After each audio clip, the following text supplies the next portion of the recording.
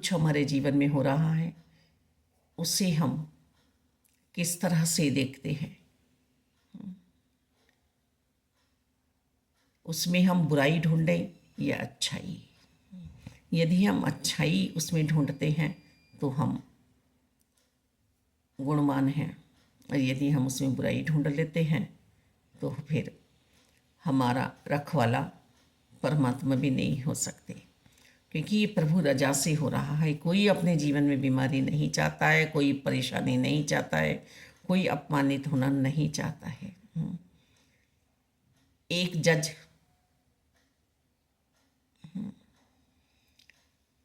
बिल्कुल जीवन के अंत समय में बिक गए, और उन्हें जूतों की मालाएं पहनाई गई, गधे पे बैठाया गया। परिवार वाले भी कह रहे हैं कि आप तो इतना अच्छा जजमेंट देते थे, आपसे ये उम्मीद नहीं थी।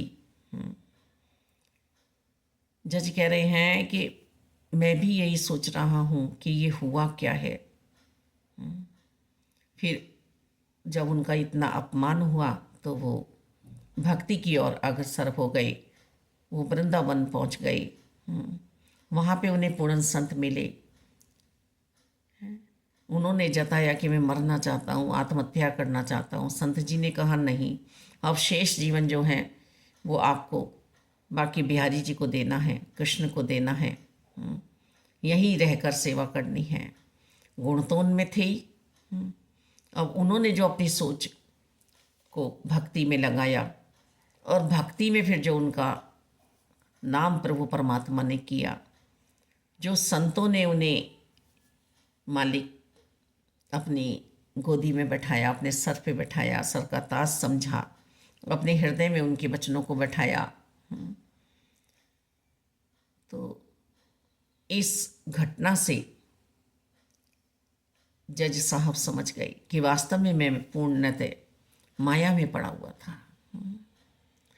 इतना सब कुछ कर चुका था, पर आप ही की ओर ध्यान नहीं था मेरा। ये घटना जो घटी गई मेरे लिए इसलिए घटी गई कि मैं आपके पास आऊं, आपकी भक्ति करूं। आप चाहते थे परमात्मा, आप चाहते थे कृष्ण। फिर जो वो खुल के जिए हैं भक्ति भाव से, वैराग्य के साथ, तो जीवन में कुछ भी घटना हो रही है उसमें भी हम अच्छाई को ढूंढें। गुणों का समावेश अपने अंदर यदि हम करते हैं तो वास्तव में हम न किसी को कलेश देते हैं, न किसी का कलेश सहने योग्य हमारी आत्मा रहती है, हमारा मन रहता है। लोग जरा जरा सी बातों में जल्दी उठना है तो कलेश, किसी ने कुछ कह दिया तो कलेश, नहाना है तो कलेश, पढ़ना है तो कलेश, कहीं जाना है तब कलेश। मतलब यानी कि मुझे कुछ करना नहीं था, ये तो सब मैं तुम्हारे लिए कर रहा हूँ, तुम्हारे लिए कर रहा हूँ। और ऐसा सोच रखने वाले कुछ बन नहीं पाते हैं, चाहे उम्र बीत जाए उनकी। वो धरती पे भार बने रहते हैं, अपने ऊपर भार बने रहते हैं। जो प्रभु परमात्मा ने दिया है, हम देखते हैं ना कि कुरूप भी सुंदर बन जाता है और रूपवान भी बदसूरत बन जाता है, सोच के कारण, कर्मों के कारण।